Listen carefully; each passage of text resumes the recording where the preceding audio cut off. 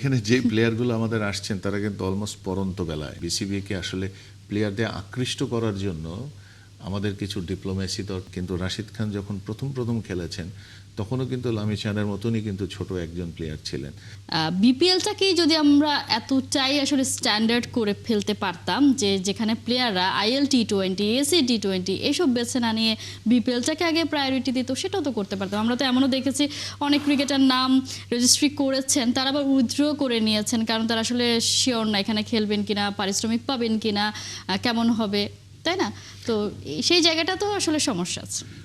আপনি দেখুন এখানে যে প্লেয়ারগুলো আমাদের আসছেন তারা কিন্তু অলমোস্ট পরন্ত বেলায়, এবং সেই প্লেয়ারগুলো জানেন যে তারা হয়তোবা যে আপ মার্কেট আছে সেইখানে তাদের হয়তোবা মূল্যায়ন হবে না। আমার কাছে তেমনটা মনে হচ্ছে, আমি ভুল হতেও পারি।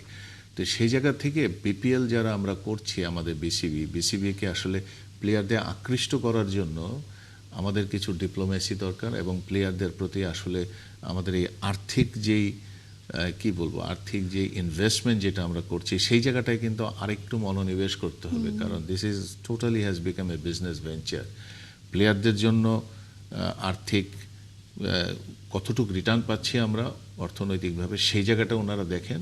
প্লাস যারা প্রমিজিং প্লেয়ার সেই প্লেয়ারগুলো কিন্তু খেলতে আসেন যে তারা কম্পিটিটিভ খেলার জন্য তারা এখানে এসে কিভাবে উপরের দিকে যেতে পারবে। যেরকম ধরুন নেপালের লামি চানের কথা যদি আপনি বলেন, স্পিনার, সে কিন্তু মোটামুটি এখন আমাদের বিশ্ব ক্রিকেটে ছোট নাম হলেও কিন্তু সে কোয়াইট প্রমিনেন্ট নাম। এই প্লেয়ারটাকেও কিন্তু আমি দেখছি যে তিনি কিন্তু দারুণ বল করেছেন, আপনি যদি খেয়াল করে থাকেন। সেই রকম প্লেয়াররা যদি যে কোনো দেশেরই হোক তারা যদি আসেন, আজকে রাশিদ খান ওয়ার্ল্ডের one of the best leg spinner হিসেবে আপনি ধরছেন, কিন্তু রাশিদ খান যখন প্রথম খেলেছেন তখনও কিন্তু লামি চানের মতনই কিন্তু ছোট একজন প্লেয়ার ছিলেন। সেখান থেকে আজকে এই অবস্থায় আমাদের রিশাদের কথা যদি ধরেন, সে বিগ ব্যাশে সবাইকে মাতাচ্ছেন। তো এইরকম এক প্লেয়ার যারা বারিং প্লেয়ার উপরে উঠে আসছেন এক সময়, ওই রকম প্লেয়ার যদি আসে তখন কিন্তু আমাদের টোটাল ক্রিকেটটাকেই কিন্তু সাহায্য করবে। যদি পুরানো কথায় যেতে চাই, যখন আমাদের বিপিএল ছিল না, যখন বিসিবি এতটা সচ্ছল ছিল না, তখনও কিন্তু আমরা টেস্ট স্ট্যাটাস পাওয়ার আগে আমাদের বাংলাদেশে খেলাগুলোতে বিদেশি প্লেয়ারদের প্রিমিয়ার লিগেও প্রচুর বিদেশি প্লেয়ার খেলতেন, এবং তারা কিন্তু আকৃষ্ট হতেন এখানে।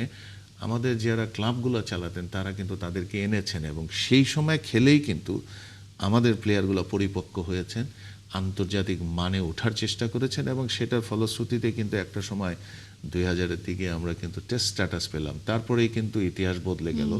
ক্রিকেট এখন সব কিছুর ঊর্ধ্বে, আমাদের সব কিছু খেলার মধ্যে। তো সেই জায়গা থেকে বলবো, আমাদের বিপিএলটা যখন আমরা গোছাচ্ছি, এটা নিয়ে একটু বিসিবিকে আরেকটু মনোনিবেশ করতে হবে।